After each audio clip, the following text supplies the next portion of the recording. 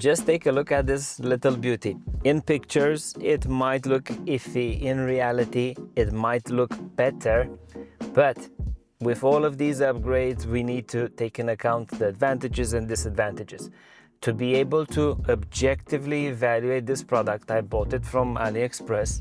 This is the fully digital aftermarket BMW instrument cluster. Installed it on my vehicle and run some tests. At this point in time, I've covered 400 kilometers with it in the vehicle, and these are some of my observations regarding this product. On the list of good things about this cluster, I want to mention the quality of the graphics, the quality of the screen itself. It surprised me, it amazed me, and we need to highlight this thing that whoever has built this cluster done a beautiful product. There are still things that they need to improve, but it is a beautiful product built and graphic-wise. We continue with the fact that the startup is seamless, and by comparison with older products that took ages to boot up, this one starts almost instantaneously, even faster than the Android head unit that I have in the vehicle. One of the biggest advantages that this unit is bringing to a vehicle is the fact that it has a HDMI input that you can use and get video in the middle of your dash. This opens up the possibility of using a front view camera, having access to the front image and the rear image at the same time, or it brings you the opportunity of installing a thermal imaging system for nighttime driving, and rather than having a separate screen, you can feed that input in the center of your dash, changing completely your driving experience. With regards to the install, it's a very plug-and-play simple install. You do not need specialized equipment. They are shipping everything that you need, and you do not need someone to code this instrument cluster, which makes it easy to install by everyone and anyone. Should you be interested in a product like this, links will be available in the description.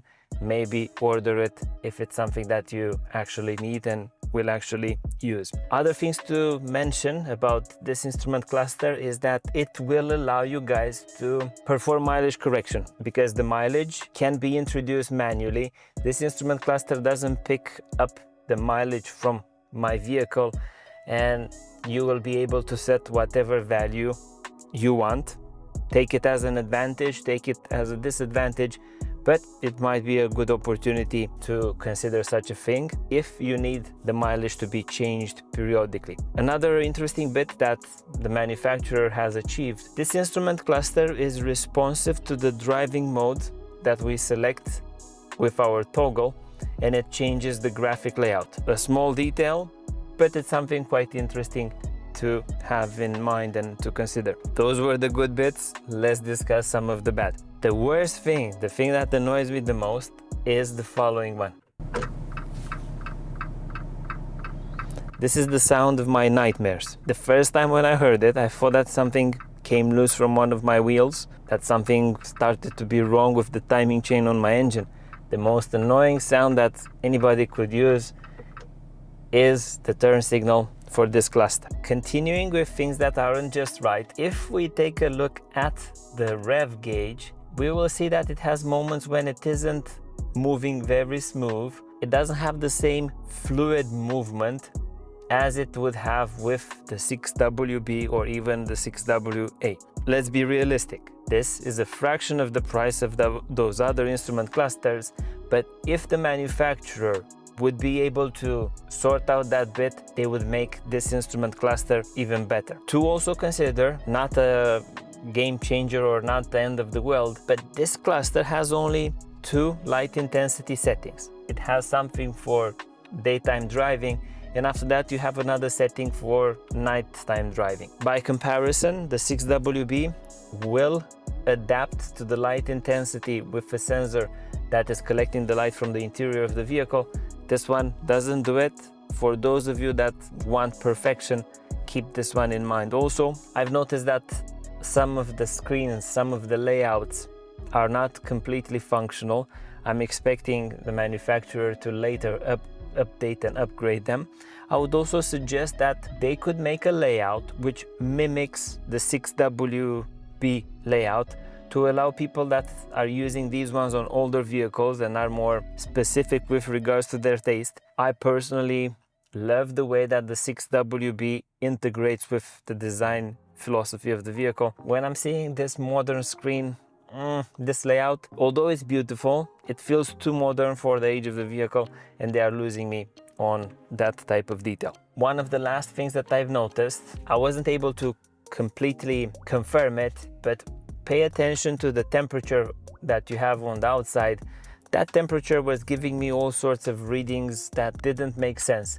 All of a sudden, I was having very high temperatures, very low temperatures, and for some reason I'm tempted to thinking that it has a temperature sensor from somewhere inside of the vehicle that is feeding that information. To also consider when you're installing these ones, I've said it once and I will repeat it again, make sure that the fuel tank readings that you're getting are consistent with the values that you had previously, because due to variations on vehicles, the F10 has a different tank capacity than the F25 and other vehicles. Make sure that you're not having a higher reading of fuel on your instrument cluster and find yourself at a certain point running out of fuel. These were my observations regarding the fully digital aftermarket BMW cluster. It's a product that will have advantages and disadvantages, but buy it based on your specific use case. Personally, I will go back to the 6WB because I like more its design, its integration in the vehicle, and at this point in time I do not need the digital video input. I don't need the camera inputting something on a dash. Should I actually go and do a thermal imaging retrofit on this vehicle, a digital dash would be helpful for such a thing. At the same time, I'm considering that too many screens on this vehicle destroy the design of this vehicle. From a purity of what I like, even that screen is something big and takes away from the style of the vehicle. So I've already made the compromise of having that screen due to the functionality of having CarPlay. If I place another screen over there, I'm going on the wrong path. I know it's a subjective thing, but I prefer things to be more OEM than screen next to screen and Tokyo Drift style. If you want this type of cluster, links will be available in the description with where I got it from. Thank you for watching. Additional content regarding that screen can be seen there and some top tips over there. See you in the next one.